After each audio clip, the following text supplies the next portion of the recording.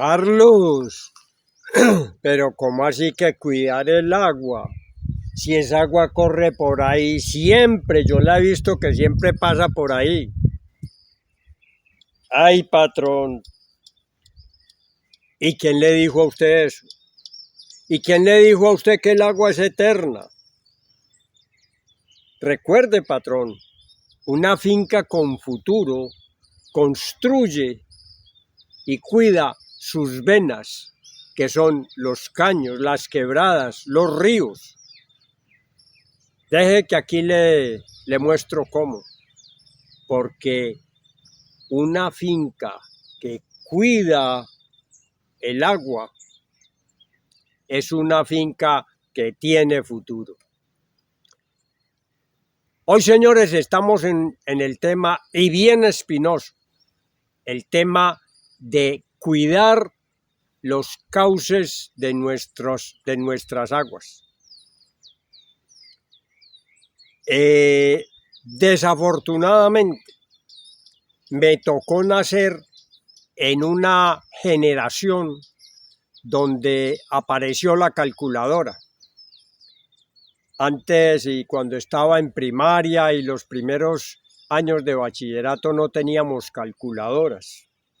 Después sí, y con el advenimiento de las calculadoras, que puede que sean progreso, también significó un gran retroceso, al menos en la parte del campo y en muchas otras áreas, porque nuestros nuevos ingenieros, nuestros nuevos agrónomos, veterinarios y toda la gente relacionada con el campo, sobre todo, y lo digo porque eso es lo que he visto a través de mi vida, entendieron que cuando saco una calculadora y digo 1 más 1 igual 2, y se pegaron de esa norma para poder hacer que, entre comillas, la economía creciera.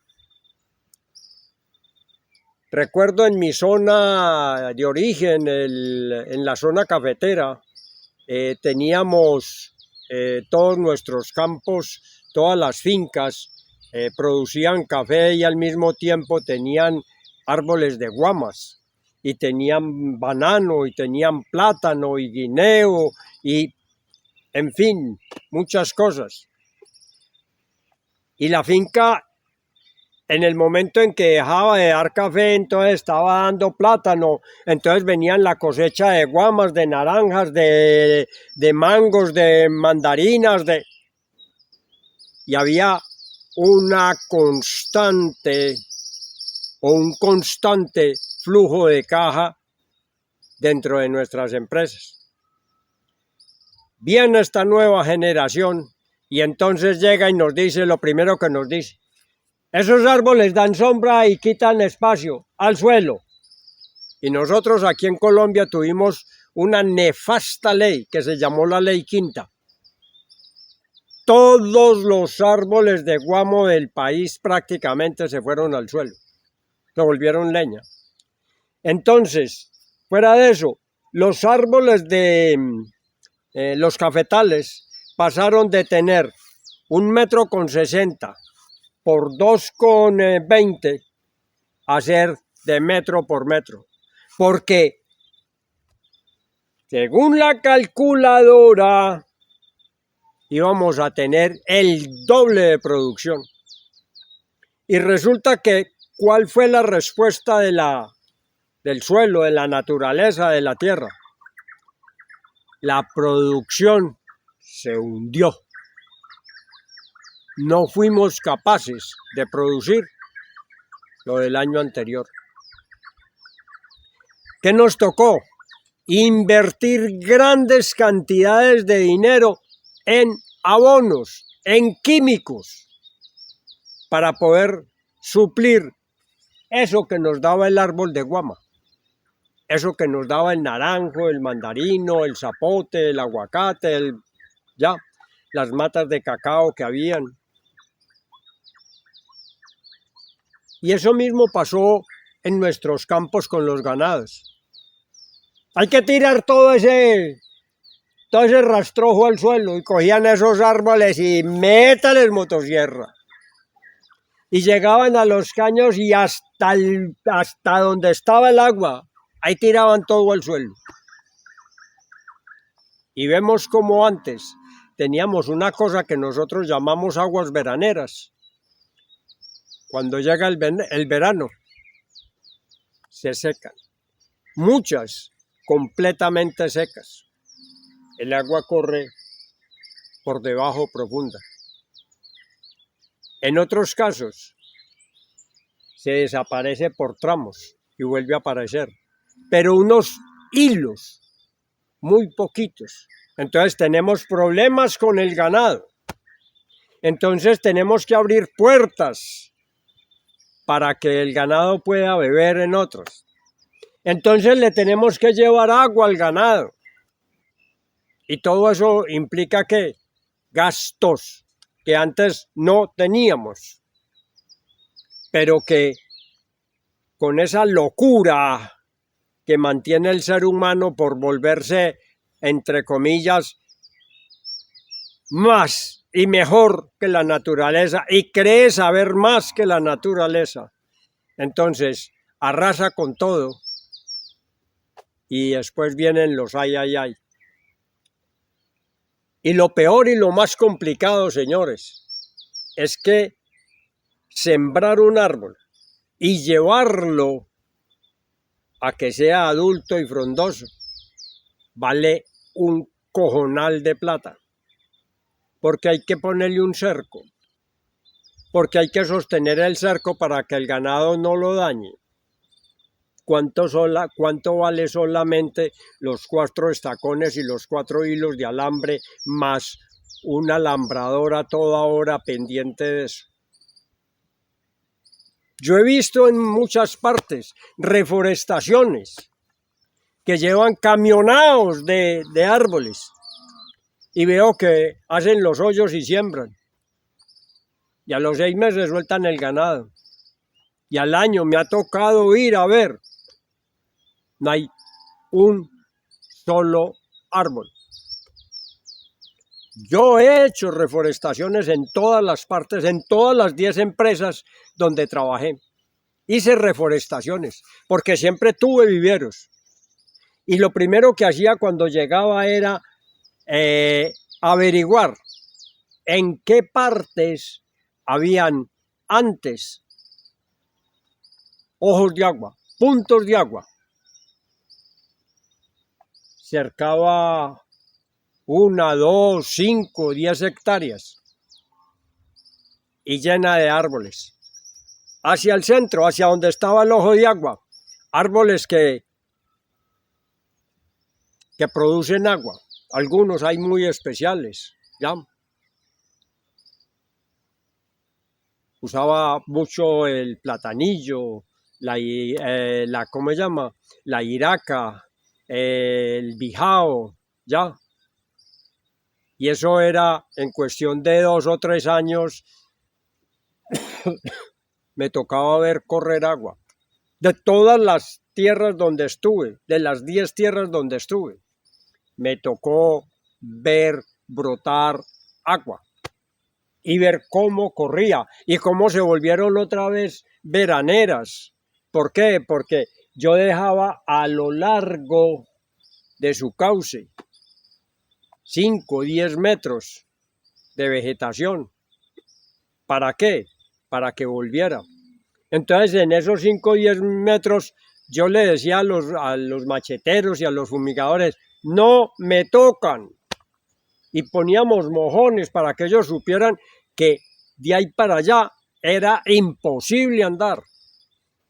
Y con el tiempo empezó la naturaleza ¿a qué? A brotar, a salir. Y solamente dejábamos los espacios por donde pasábamos con las bestias y donde el ganado pudiera beber. Y los resultados fueron óptimos. Estamos en un momento, señores, crítico, porque la mayoría, y uno lo ve en las filmaciones que hay de hatos ganaderos. Y no solamente de hatos ganaderos, de toda la clase de agricultura. Toda. Tierras peladas. No hay árboles, no hay sombra. No hay otros árboles, otras plantas que nos ayuden a mejorar no solamente el clima, sino nos ayuden con el tema del agua, del viento, porque así no creamos, el viento es uno de nuestros grandes enemigos con relación al agua, porque seca nuestras tierras, porque se lleva el agua, pero cuando tenemos barreras de protección con arbustos, con plantas altas, con arbustos y con árboles, el viento sí va a venir, pero no nos va a hacer daño al suelo. ¿Por qué? Porque no va a barrerlo, no se nos va a llevar la capa vegetal, sino que va a permanecer ahí. Y toda zona que tenga arborización, ustedes como primera consecuencia, ¿qué van a encontrar? Que aumenta la pluviosidad, es decir, si antes solamente tenía 200 o 300 milímetros al año, ustedes va a ver que va a empezar 350, 400 y empieza a escalar. No hasta el infinito, pero empieza a escalar. Y usted va a tener un mejor régimen de aguas.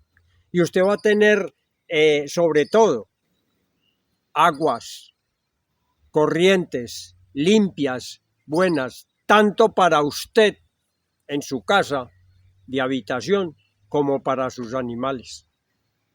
Yo los invito a que cuiden, a que hagan viveros.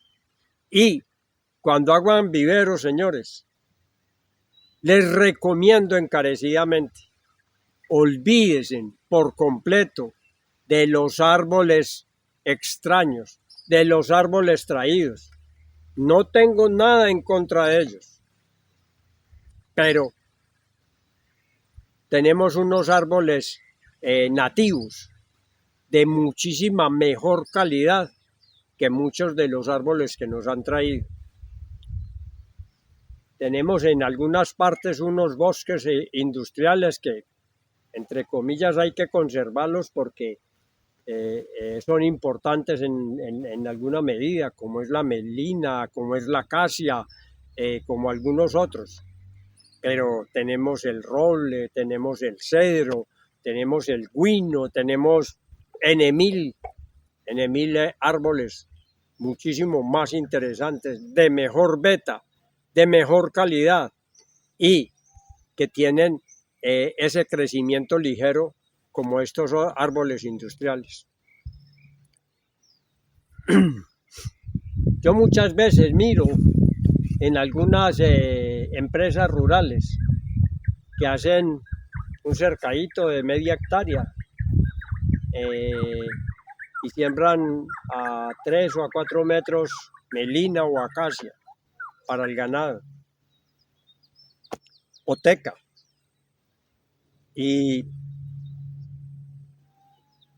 yo no alcanzo a entender esa situación, sobre todo que hay unas partes muy complejas. Esas hojas, tanto de la teca, que es la más agresiva, como la de la melina, son unas hojas muy gruesas, que su tiempo de descomposición es muy larga, caen sobre nuestros pastos y ahí no crece nada hasta no sé cuándo. Y ellos botan mucha hoja. Entonces, señores, tenemos árboles de unas hojas más menudas, más ligeras, más fáciles de desintegrar en nuestros árboles nativos. Dediquémonos a ellos, a esos árboles nativos. En cada país hay sus árboles nativos. Esos son el futuro. todas las empresas ganaderas o agrícolas de este país que sean capaces de tener árboles en sus potreros, van a tener grandes resultados. Ya como último, por ahí en estos días he oído hablar mucho de la garrapata y de los moscos y del tábano y de esto y de lo otro y de lo más allá. Nosotros tenemos una serie de árboles que llamamos alelopépticos, o sea, tienen unos alelos, tienen unos humores, tienen unos olores especiales que ¿qué hacen? Evitan que la garrapata, el zancudo, el tábano, la mosca del cacho, todo eso se retiren, porque son unos olores muy fuertes para ellos. Busquémoslos. El árbol insignia de eso es el nim, pero tenemos el eucalipto, tenemos el pino, tenemos sus derivados. Miremos en esa situación y vamos a ver cómo funcionan. De pronto alguien me dice, hombre Carlos, pero aterriza, por Dios hermano, pues cómo me vas a decir que voy a sembrar un eucalipto a orilla de mar. Sí señor, y no es que los haya visto pequeños, los he visto que entre 2 o 3 personas a duras penas abarcan el tronco en la parte de abajo. ¿Cuántos años tienen? Yo no sé, eso sí no le pregunté nunca al árbol, pero sí los he visto. Y esos árboles, como esos, hay muchos que nos van a ofrecer unos resultados extraordinarios. Soy Carlos Salazar y soy el creador de todo este mundo de soga online y soga digital. Yo los invito a todos a ser conscientes de la naturaleza, no por el cambio climático, porque eso es una falacia, eso es una mentira. Y dejemos ahí.